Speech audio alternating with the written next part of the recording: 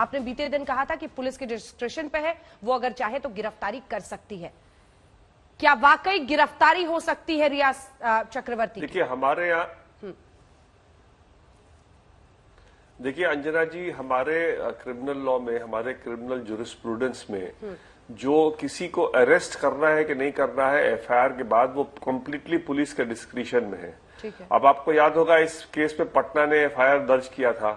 Patna police, हालांकि मेरा विश्वास है कि पटना पुलिस भी पहले दिन गिरफ्तारी का जारी कर सकती थी, लेकिन पटना पुलिस ने थोड़ी ज्यादा सावधानी बरती क्योंकि काफी दिन बीत चुके थे मौत के।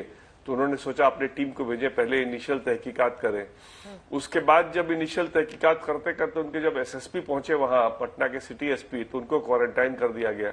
तब हमने मांग की सीबीआई के, और अब सीबीआई के पास है।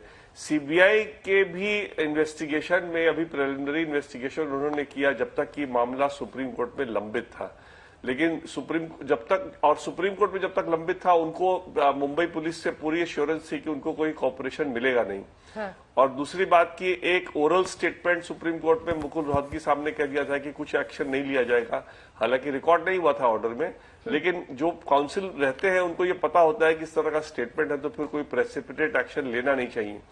अब जब सुप्रीम कोर्ट का इतना क्लियर स्पष्ट फैसला आ गया है, आज के दिन में ऑलरेडी पटना पुलिस ने काफी स्टेटमेंट रिकॉर्ड किए हैं, सीबीआई ने भी काफी स्टेटमेंट रिकॉर्ड किए हैं। उन स्टेटमेंट के आधार पे आज के दिन में गिरफ्तारी के लिए और कुछ नहीं चाहिए। गिरफ्तारी तो एफआईआर पे स्टेट में हो सकती थी। आज के दिन में अगर इस तरह का जुरिस्प्रूडेंस इस कंट्री में हो जाए कि एफआईआर के बेसिस में गिरफ्तारी ना हो, तो 50% जो लोग अरेस्टेड होते हैं ना अंडर ट्रायल्स, वो अरेस्ट को छोड़ना पड़ेगा, क्योंकि ज्यादातर arrest immediately upon the registration of FIR हो जाते हैं, खास करके नामजद अक्यूज के लिए। जो नामजद हो जाते हैं, जिनका नाम एफआईआर में लिखा होता है, उनके अरेस्ट में कोई प्रॉब्लम नहीं होती, उसको तुरंत आप अरेस्ट कर सकते हैं। इसलिए मेरे हिसाब से अगर आज के दिन पुलिस चाहे तो जितने भी नेम्ड अक्यूज है प्लस पिठानी नेम्ड अक्यूज नहीं है, लेकिन पिठानी अब शक के घेरे में आ गया है, क्योंकि पिठानी जब पलटी खाया और जब उसने रिया को मदद करने की कोशिश की तो बिल्कुल शक के घेरे में चला गया। और अब आज के दिन में पिठानी और बाकी जितने भी नामजद अक्यूज हैं, इमीडिएटली उनको अरेस्ट करके और उनसे कस्टोडियल इंटरोगेशन करना पड़ेगा, क्योंकि अब बहुत सा जो कंटेम्पोरेनियस जो एविडेंस है उसका नुकसान हो चुका है। और इसलिए अब कस्टोडियल इंटरोगेशन में ही ज्यादा बातें खुलने के आसार हैं और जल्दी से जल्दी। बहुत बड़ी बात आप कह रहे हैं विकास सिंह जी, आप कह रहे हैं कि रिया चक्रवर्ती हो, सिद्धार्थ पिठानी हो, नामजद है, इसलिए उन्हें कस्टोडियल इंटरोगेशन यानी गिरफ्तार करके उनका इंटरोगेशन किया जाए। ये ऐसे केसेस में किया जाता है जहां पर भागने का खतरा होता है, या क्या मतलब उसका बेसिस क्या होगा? मैं आपसे इससे समझ रही हूं क्योंकि देखिए ये अबेटमेंट टू सुसाइड का केस है। कई ऐसे लोग हैं जो ये मानते हैं कि अबेटमेंट टू सुसाइड के केस में ऐसी गिरफ्तारी नहीं होती है, क्योंकि सबूत इकट्ठा कर पाना बहुत मुश्किल हो जाता है। एक एक करके वो जो तमाम हमने ग्राफिक्स बताए हैं वो भी हम अपने दर्शकों को दिखाएंगे, क्योंकि विकास सिंह जी जब आप कह रहे हैं कि गिरफ्तारी हो करे अब रिया और सिद्धार्थ पिठानी की, तो उसकी एक वजह देनी होगी। या तो आपके हाथ में सबूत है, या आप समझ रहे हैं कि भाग सकती है, या कुछ भी ऐसा। देखिए, भाग सकती है का ग्राउंड नहीं होता है। Custodial interrogation is a completely separate ground. को जो भाग ना भी सकता उसको भी कस्टोडियल इंटरोगेशन के लिए गिरफ्तार किया जा सकता है। और जहां तक अबेटमेंट टू सुसाइड है अंजना जी, अबेटमेंट टू सुसाइड तो एफआईआर में था, लेकिन एफआईआर के बाद में जब फैमिली की स्टेटमेंट रिकॉर्ड हुई है तो उसमें उन्होंने क्लियर शब्दों में कहा है कि ये मर्डर भी हो सकता है। इसलिए अब जब मर्डर होने की बात है तो फिर जो लोग साथ रह रहे थे, खास करके साथ सिद्धार्थ पिठानी, वो जो दूसरा जो भागा हुआ आजकल सुनते हैं कि वो दीपेश और वो मिरांडा और वो तो श्रुति, इन लोगों का तो नाम भी है, खैर नामजद है इन लोग दोनों एफआईआर में, और प्लस रिया के बाकी परिवार वाले हो सकता है अभी अरेस्ट करने का उनको नौबत ना आए, लेकिन रिया का रोल इसलिए इंपॉर्टेंट होगा, चाहे मर्डर हो या सुसाइड, अबेटमेंट टू सुसाइड हो, रिया का रोल तो in any case prime accused होगा, क्योंकि वो ही उनके ही आदमी थे उनके घर में जब उनकी मौत हुई। तो अगर उनके मौत में कोई सस्पिशियस सर्कमस्टांस है, और मेरे को लगता है आज शायद सीबीआई साइट पे गई होगी, उनको समझ में आ जाएगा कि सस्पिशियस सर्कमस्टांस है कि नहीं है, तो और फोटोग्राफ्स अगर उन्होंने देखे होंगे इसके सुशांत के, तो अगर उनको सस्पिशियस सर्कमस्टांस लिखता है तो that itself is a ground for abetment to suicide. में भी अंजना जी अल्टीमेटली रिया ने किस तरह से उनको परिवार से अलग किया, किस तरह से उन्होंने क्या क्या दवाइयां चलाई, देखिए ये सब कुछ पब्लिक डोमेन में नहीं है और परिवार के पास भी नहीं है।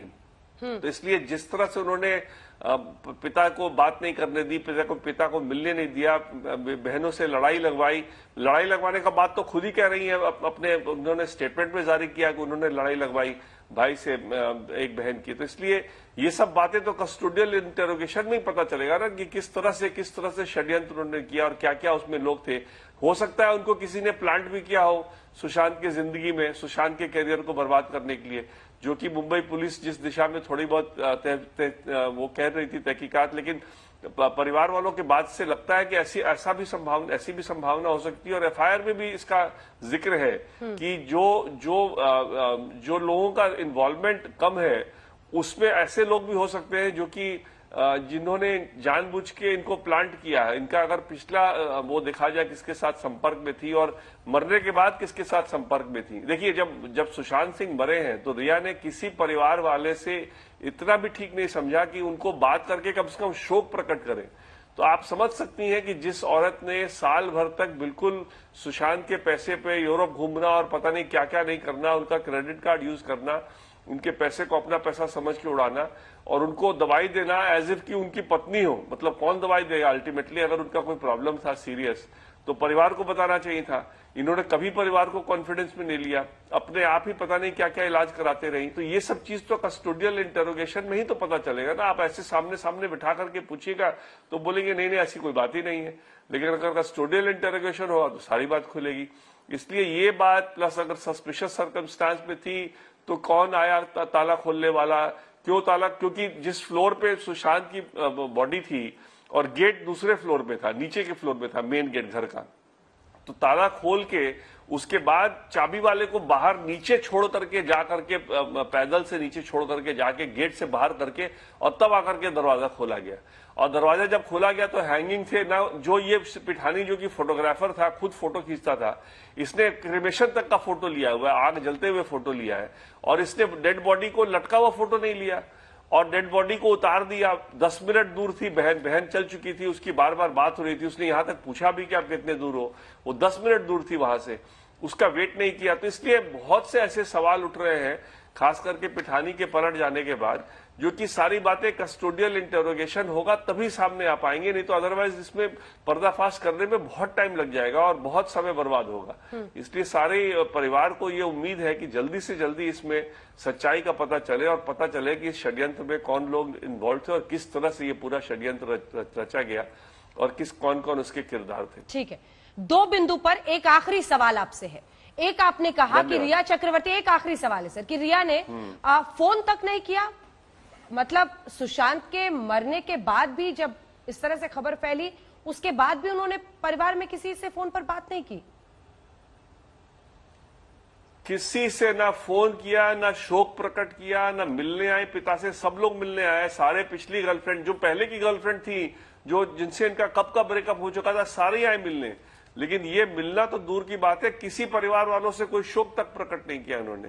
तो आप इनका कंडक्ट अगर देखेंगे अंजना जी, तो कहीं ना कहीं इनका कंडक्ट इतने उसमें है, संदिग्ध के घेरे में है कि इनका कंडक्ट तो किसी हाल में जस्टिफाई नहीं कर सकती।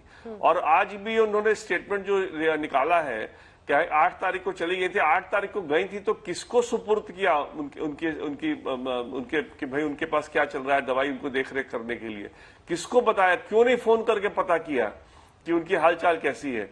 क्यों फोन उनका ब्लॉक कर दिया? इनका कोई जवाब इनके पास नहीं है। ये सिर्फ ऐसा स्टेटमेंट दे रही है सिर्फ जिसमें कि वो चाह रही है कि वो मामला थोड़ा स्कैंडलाइज हो और ऑफेंसिव में डालना चाह रही है परिवार को, लेकिन ये नहीं समझ रही कि उससे और अपने वो उसमें झूठ के घेरे में और फंसती चली जा रही हैं। इसलिए अंजना जी, ये सब बातें जो है बहुत सीरियस है और ये सब बातें पुलिस इनको कस्टडी में लेगी तभी बात पता चलेगा कि असल में सारी सच्चाई इसमें क्या थी और क्या किस तरह से इन्होंने सारा ये षड्यंत्र रचा इस मामले में। अब आखिरी, धन्यवाद। ठीक है, चलिए, धन्यवाद आपका हमारे साथ जुड़ने के लिए।